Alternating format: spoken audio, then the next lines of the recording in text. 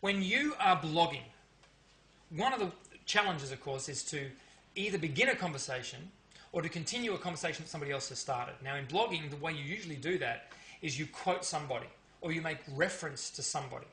Now, it might be one thing to make reference to somebody, but here's an idea. If you're writing blog posts and you are referencing something that someone else has said, rather than just say, Bill Smith said something, and that little something is literally just a few words with an anchor around it, making it a text link, why not actually grab a chunk of what they've said and publish it on your blog as a quote? And there's an HTML tag called block quote, which happens automatically in WordPress, which does that. And most blogs are styled, have styling, to make a block quote look really, really good. And you're seeing what that looks like now. Now, in republishing, what you're doing is you're not just linking to someone and saying, hey guys, I was inspired by what this bloke said, but you're actually bringing some of what he said into your page. And there are some services which make that relatively easy to do. It's not rocket science, just copy and paste and bring it in.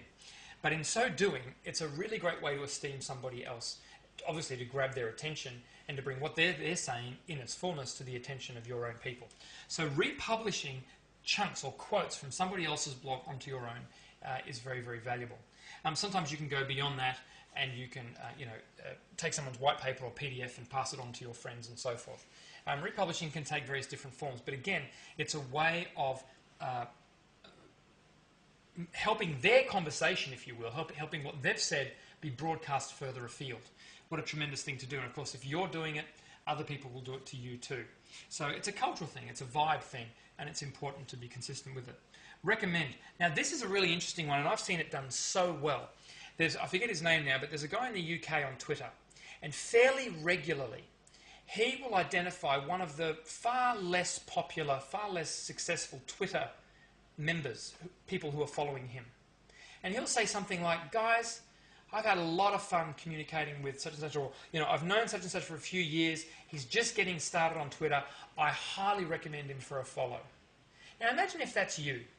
Imagine if you know somebody who's got, 3, 4, 5,000 people they're following on Twitter. So when they say something, you've got 5,000 people potentially that are going to read it. And that person identifies you and says, hey guys, Bill, Susan, Tom, Fred is just starting out. A great friend of mine, got a lot of good things to say. Been really kicking goals over here, just on Twitter. Here's his ID. Please consider following him.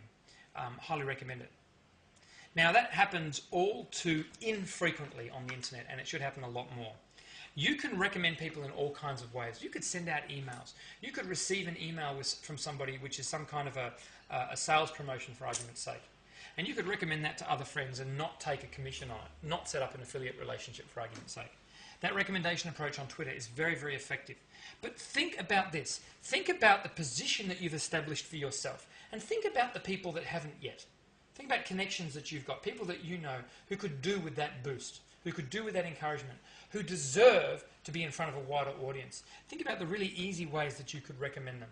A blog post is another great way of doing it.